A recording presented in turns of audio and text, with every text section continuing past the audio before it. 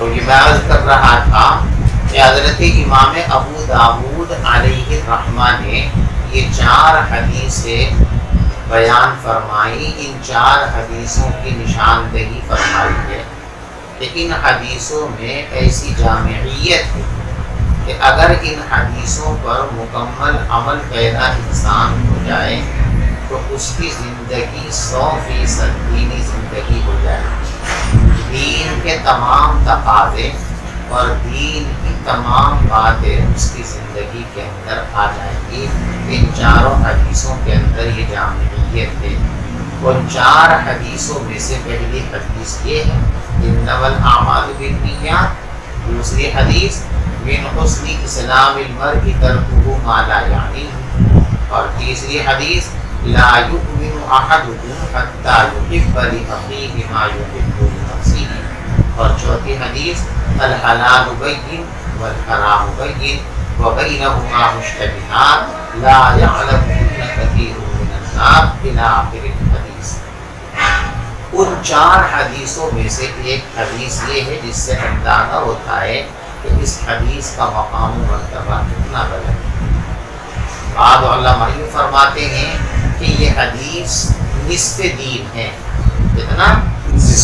آدھا دین اس حدیث کے اندر چھپا ہوا. اور اس کی توجیہ وہ یوں بیان فرماتے ہیں کہ دینی اعتبار سے جو ذمہ داریاں انسان پر عائد ہوتی ہیں، جن چیزوں کا انسان مکلف ہے، ان میں سے کچھ چیزیں وہ ہیں جن کا تعلق دل سے ہے، اور کچھ چیزیں وہ ہیں کہ جن کا تعلق ظاہر سے ہے، کچھ وہ ہیں جن کا تعلق باطن سے ہے، کچھ وہ ہیں جن کا تعلق دل سے ہے. تو اس آیت کے اندر، اس روایت کے اندر نیت کا بیان، اور نیت ایک باطنی چیز ہے. تو گویا اس میں باطن آ گیا، بقیہ تمام تعلیمات ظاہر پر مشتمل ہے، تو آدھا دین ہو گیا. بعض حضرات بھی فرماتے ہیں کہ یہ ثلث دین ہے. کتنا؟ ثلث. 1/3 دین کی حاصل حدیث ہے. اور اس کی توجیہ وہ یوں فرماتے ہیں کہ دیکھو، دینی اعتبار سے انسان پر جو ذمہ داریاں عائد ہوتی ہیں، ان میں سے کچھ تو وہ ہیں کہ جن کا تعلق دل سے ہے، جیسے تصدیق، اور کچھ وہ ہیں کہ جن کا تعلق زبان سے ہے، اور کچھ وہ ہیں جن کا تعلق زوارے سے، جن کو اعمال کہتے ہیں. تو اب 3 حصے ہو گئے نا. تینوں میں سے ایک حصہ دل سے متعلق ہے، اور یہ نیت دل ہی کی چیز ہے، اس لیے فرمایا کہ یہ شروع سے اسلام. بہرحال یہ حدیث انتہائی اہم ترین حدیث ہے. اسی لیے بعض علماء یوں فرماتے ہیں کہ جو آدمی بھی کتاب لکھنا شروع کرے تو اس کو چاہیے کہ اپنی کتاب کے شروع میں اس حدیث کو نقل کرے، تاکہ خود اس کو بھی استحضار ہو جائے اخلاص کا، پڑھنے والوں کو بھی اخلاص کا، پڑھانے والوں کو بھی کتاب دیکھے گا. سب سے پہلے جب یہ حدیث سامنے آئے گی تو اس کو انتباہ ہوگا، اور وہ اپنی نیت کو درست کر لے گا. نیت میں کوئی خرابی اور کھوٹ ہے تو اس سے اپنے دل کو صاف کر لے گا، تو اس کے کام اچھے ہو جائیں گے، عمدہ ہو جائیں گے. اسی لیے علماء اس حدیث کا نام رکھتے ہیں طلیعۃ الحدیث. ہے نا؟ طلیعۃ الحدیث، حدیث کا بھی واقعہ. سب سے پہلی اور بنیادی چیز یہی ہے کہ انسان اپنی نیت کو درست کرے.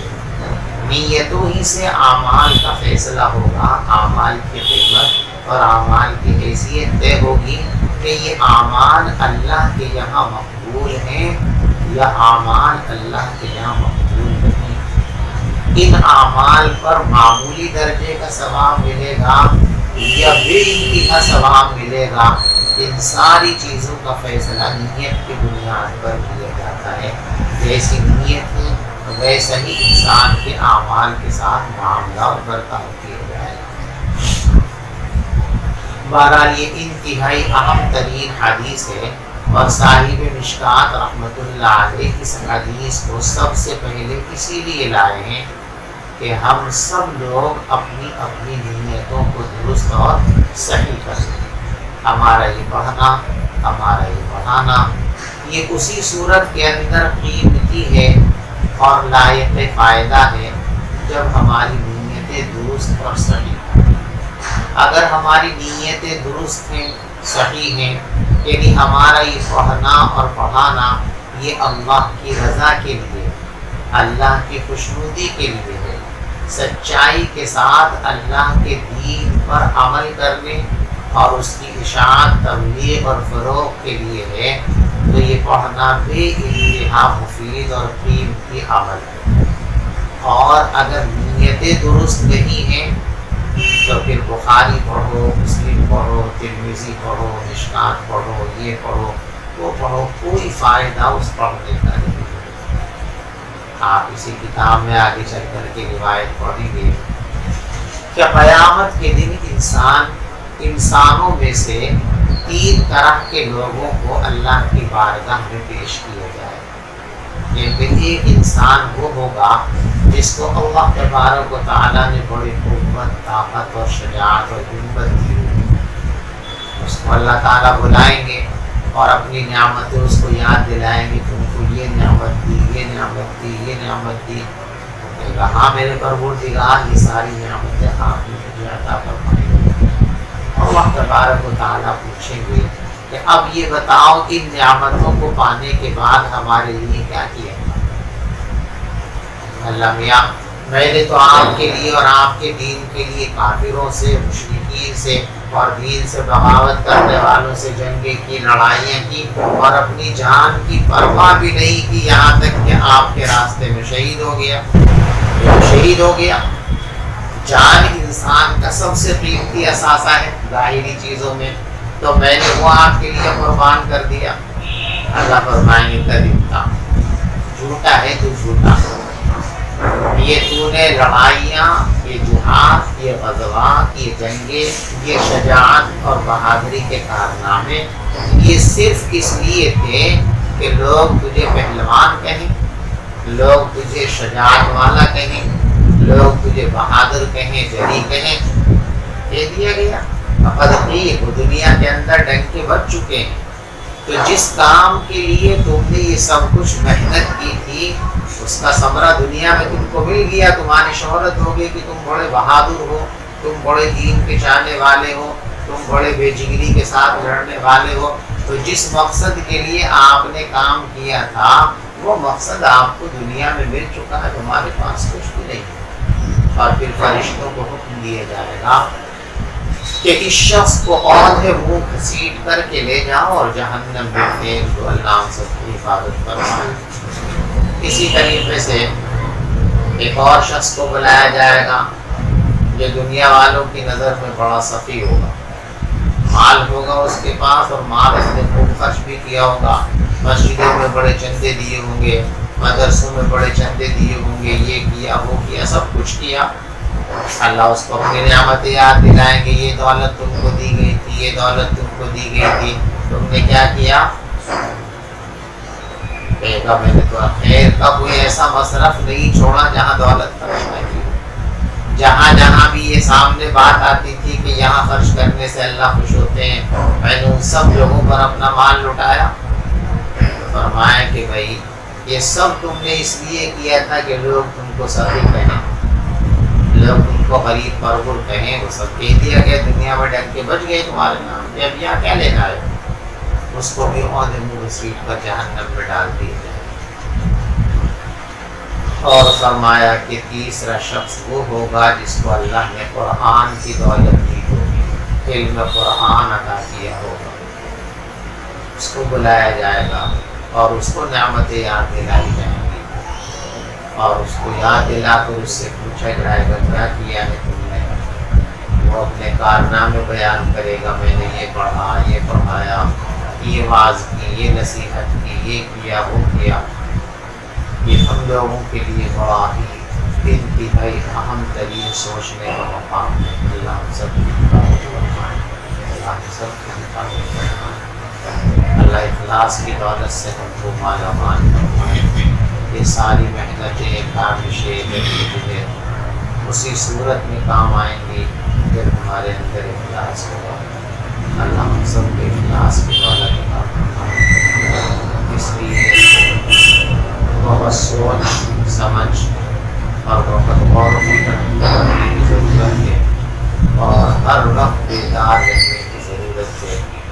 کسی وقت بھی دلوں کے اندر کھوٹ نہیں آنا چاہیے، ورنہ ساری محنت فرمایا اس سے پوچھا جائے گا تم نے کیا کیا، اور اپنے کارنامے گنائے گا، کہا جائے گا کبھی کہ تمہاری ساری تقریریں، کہ تمہارا سارا پڑھنا، ایک پڑھانا، سب کچھ اس لیے تھا کہ یقال انک قاری، لوگ تم کو بڑا قاری صاحب کہیں، لوگ تم کو بڑا عالم کہیں، لوگ تم کو بڑا خطیب کہیں، لوگ تم کو بڑا واعظ کہیں، بہت بڑا مفتی اعظم آپ کو کہا جائے، صرف اس لیے آپ نے کیا تھا اور وہ دنیا کے اندر کر دیا گیا، اب یہاں کیا ہے تمہارے لیے؟ اور پھر اس شخص کو بھی، اس عالم کو بھی اللہ ہماری حفاظت فرمائے، اللہ میری بھی حفاظت فرمائے، اللہ ہمارے حال پر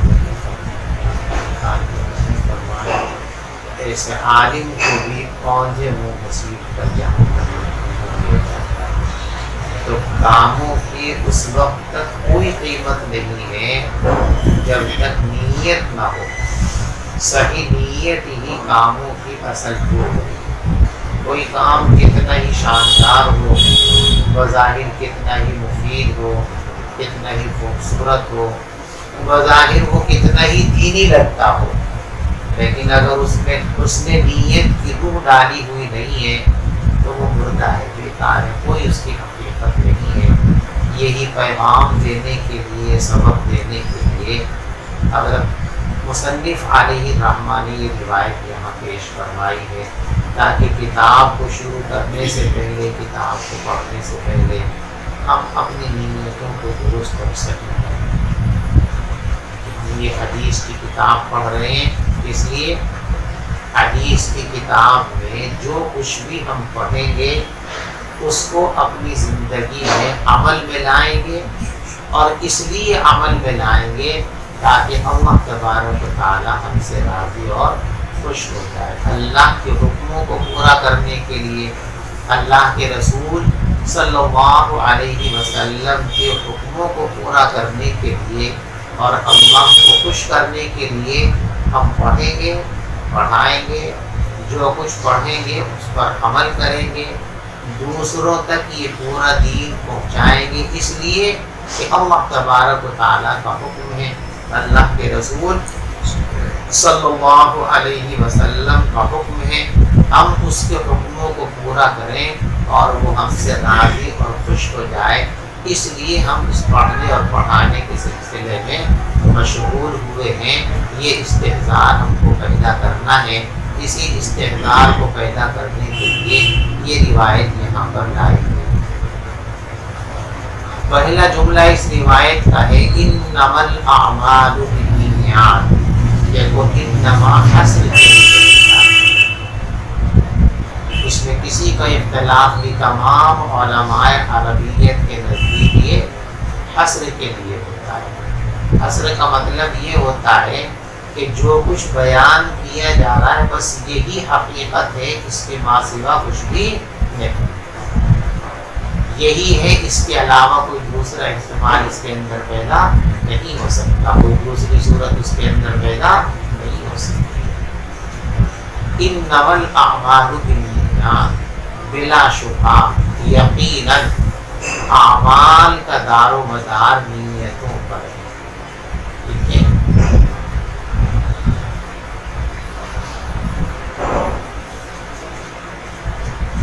آپ نے پڑھ رکھا ہے کہ حروف جارہ جتنے ہیں وہ کسی اسم پر داخل ہوتے ہیں، اور جس اسم پر وہ داخل ہوتے ہیں اس کو مجرور کہتے ہیں، اور یہ جار اور مجرور دونوں مل کر کسی کے متعلق ہوتے ہیں، اور رکھی نا یہ بات، تو یہاں بھی با حرف جر ہے، اعمال اس کا مجرور ہے، تو یہ بالاعمال جو جار اور مجرور ہے یہ کس سے متعلق ہوگا، اس کا متعلق کیا ہے، تو متعلق یہاں پر مقدر ہے اور محذوف ہے، کیا ہے وہ، اس میں علماء کی مختلف رائے، بعض لوگوں کی رائے تو یہ ہے کہ یہاں پر جو چیز متعلق بنے گی وہ ہے تصح، کیا ہے؟